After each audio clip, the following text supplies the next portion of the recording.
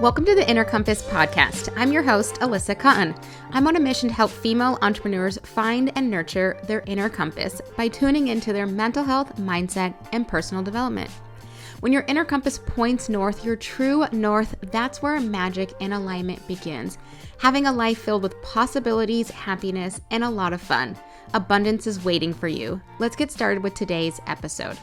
Welcome to today's topic. Life is like a video game. I'm so excited for this topic, this analogy, and this podcast episode. I cannot take credit for this theme, and I can't even recall where I heard it from. It was probably like 5 years ago, and it really resonated with me, and I probably have shared this analogy with every single one of my clients, so I knew that this definitely needed to be a podcast episode. So the concept is life is like a video game. And you might be thinking, okay, break it down to me. What does that mean? So I'm just going to use the game Zelda. That's the game I grew up playing with Link and the princess. He's trying to save her. So when we think about video games, usually there's different levels. And every level there's different tasks. There's different quests you have to go on. You have to collect so many resources or gems or tools or whatever you need to be successful. And then usually at the end of each level, you have to go and defeat the boss or the bad guy or whoever you have to defeat. And then you get to go to the next level. But now the next level, you've got more resources, you've got more skills, you've got more talents, and usually the boss tends to be a little bit bigger or a little bit harder to defeat. And every level gets a little bit harder, but you have so many more resources from all of the levels before that you're able to successfully complete that level and go to the next level. And that's what I really think of for our life. Sometimes we think, once I hit that milestone, I'm never going to have stress. Or once I hit that income, or once we put all these things in the future, once I take a break, it'll be because I hit this huge milestone. We tend to put these limitations in our lives, and what happens when we put those limitations in our lives, we're not truly in the present moment. And life being like a video game is no matter what level you're at in life, you're going to have stressors. I have not met one person that doesn't have any stressors at all in their life. And so when you're thinking about that every level is going to have stress, we also get to remind ourselves, like the beauty of the video game is that every level we're going on, we have resources to help us be successful. And when we utilize those resources, we're able to handle whatever stressors or whatever, the little quests we have to go on, or sometimes there's little mini bosses we have to defeat along the way. But this analogy that life is like a video game really brings us back to the present moment. So recently, my husband was playing this game. He actually manifested, this is a really cool story. He entered some type of medical sales survey after you talk to the medical, some type of questionnaire, and they had him stay on the phone and do a survey. And he actually won a PlayStation 5. So he got that in the mail and it came with a game. And recently he was on the last level and he was saying, oh my goodness, I've had so much fun playing. I'm so sad when this game is over. And he was never thinking, man, I can't wait to get to level 50. Because when I'm at level 50, that's when I've completed the game and I am the champion. He was like, no, I've enjoyed every step of the way. And that really sparked this thing inside my brain of, oh my goodness, so often, and I do this sometimes as well, we say, man, I'm finally going to take that vacation once I've launched this product, or once I hit this income, or once I lose this much weight, I'm going to then XYZ. And we're so focused on the destination that we forget to enjoy the journey. And the whole point of playing a video game is to enjoy the journey. We're not focused on completing the game. I've never met anyone who bought a game that's like, my goal is to just rush through it, quantum leap to the end of the game. No, they're like, man, I love exploring.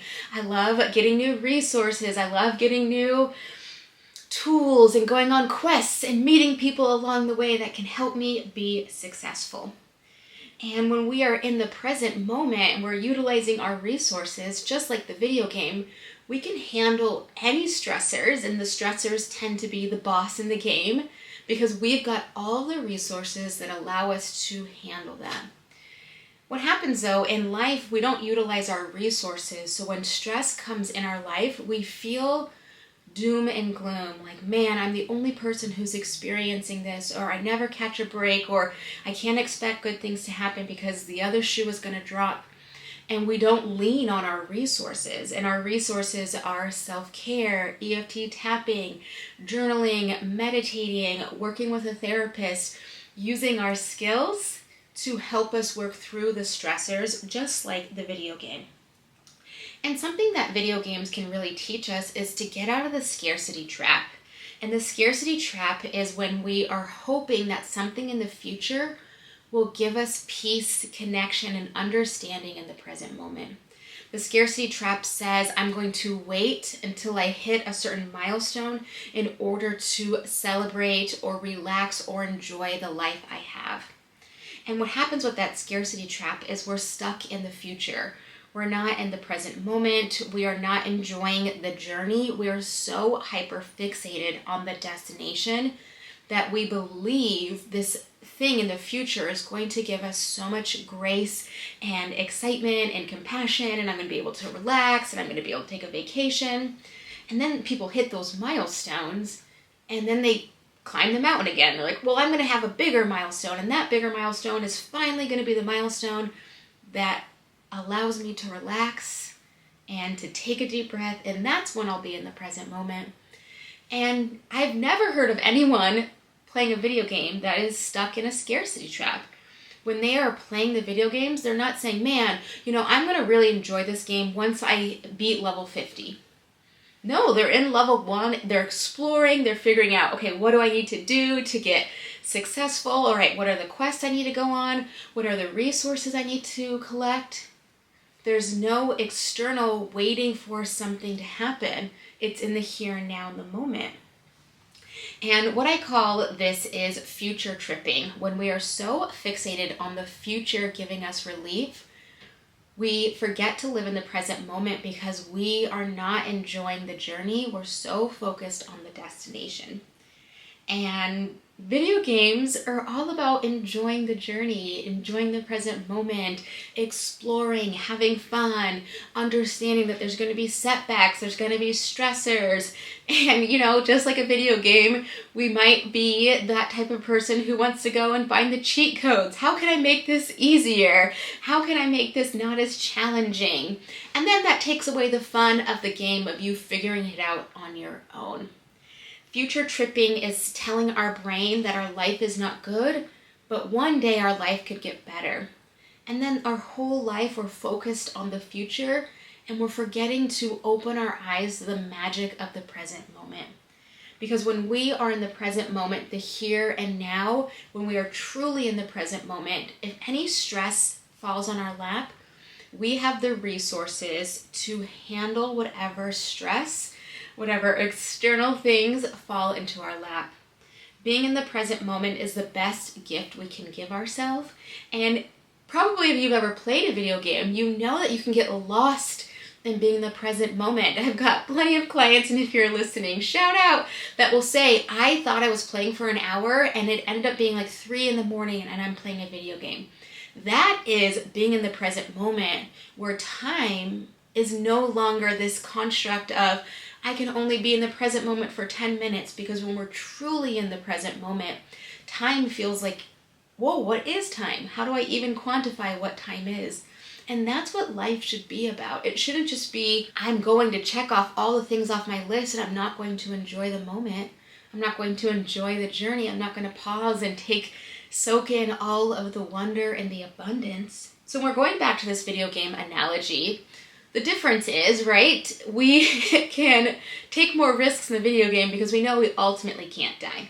But in the game Zelda, they had little hearts at the top of the screen, and when you would do certain quests, you could refill your hearts. So I want you to think about self-care being the way to refill your hearts.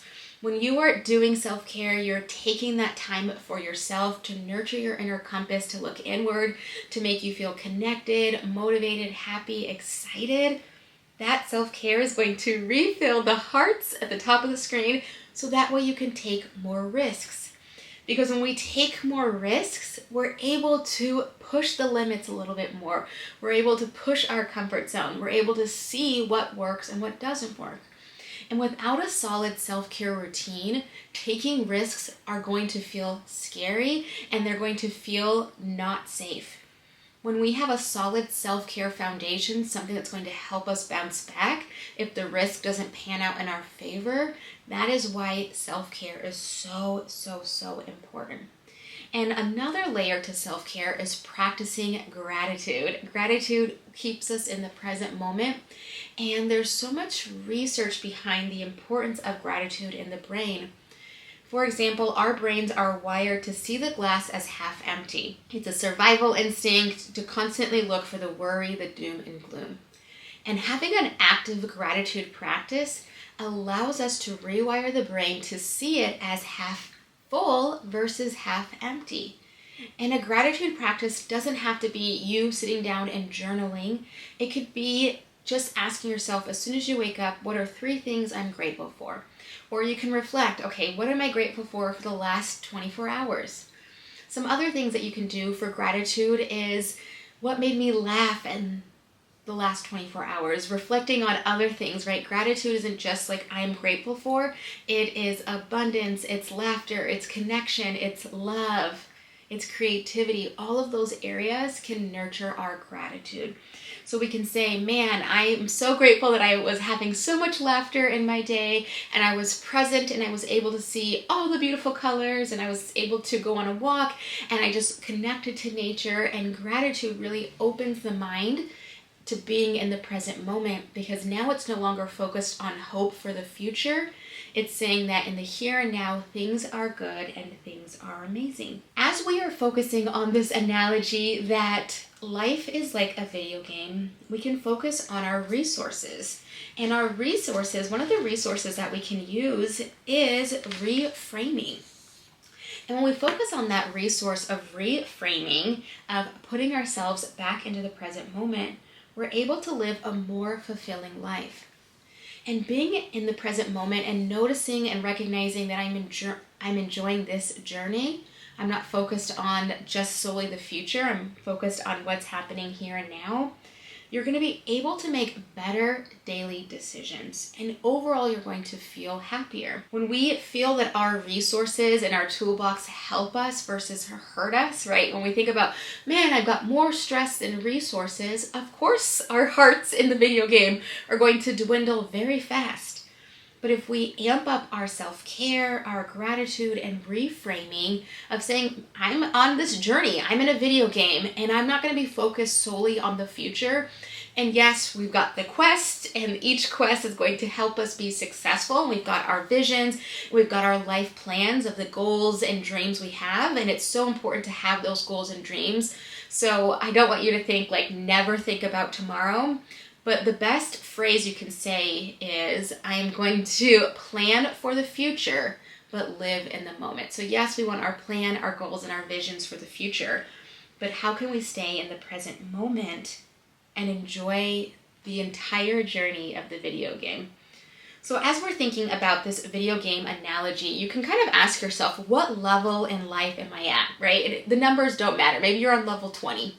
Okay, so then you can reflect on how many resources did I learn from levels 1 to 19? If you're on level 20 in life, the game called life, you have 20 levels of resources. And what happens is, in that scarcity trap, the brain tries to convince us that we don't have skills and we don't have resources. But if you've made it this far in life, you have so many skills and so many resources to keep you being successful. But what we need to do is reframe it to the brain, to let the brain know, I actually have so many skills. Now I just need to start utilizing those skills to be successful with this next level. And we tend to forget that we have so many skills to help us. So what you can do, here's an easy exercise, is you can get a pen or paper, just kind of make a mental note. But ask yourself, in the last 30 days, what were some major stressors that you worked through? Maybe there was a friend breakup, maybe there was a romantic breakup, maybe you had to have some difficult conversations, maybe you made some changes in your business. Just really think about the last 30 days. What were some major stressors that you had on your lap? And once you've got that identified, now ask yourself, what helped you get through that? Was it breathing exercises? Was it meditations? Was it a certain podcast? Was it audiobooks? Was it going on walks? Was it exercise? Was it EFT tapping? Was it talking to your therapist, calling a friend? What skills and tools helped you get through that stressor from the last 30 days? And I can guarantee everyone listening has had some significant stress in the last 30 days. So now what I want you to do is write that list of all of the things that allowed you to get to that next level, right? The last 30 days you survived. So now we're going to take it even a big picture. And I want you to look at the last 6 months. So if you're listening to this podcast in real time, it is April of 2023. The last 6 months would be October, November, December, January, February, March. Ask yourself, what were the top stressors? Let's just narrow it down to the 3 biggest stressors that you had on your plate, and how did you get through that? Those are your resources in the video game of life.